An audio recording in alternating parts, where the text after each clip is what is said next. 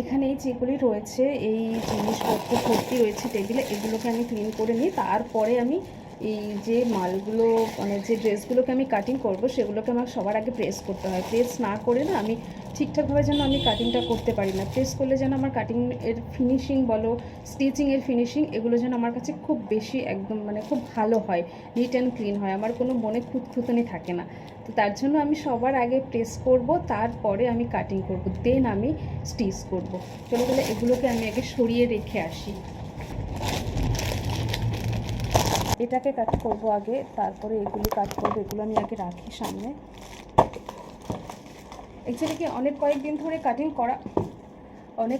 Cutting করা হচ্ছিল না, যার জন্য টেবিলটা আমার টাল হয়ে রয়েছে। একটার পর একটা কি বলে অর্ডার আসতে থাকছে, আমি এখানেই রেখে দিচ্ছি, এখান থেকে আর সরিয়ে আর রাখা হচ্ছে না, তার জন্য এখানে সব পড়ে রয়েছে।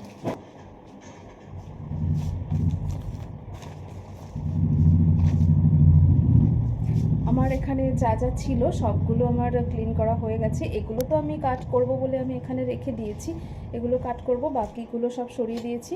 এবারে আমি আয়রন করব, তারপরে কাটিংটা করব।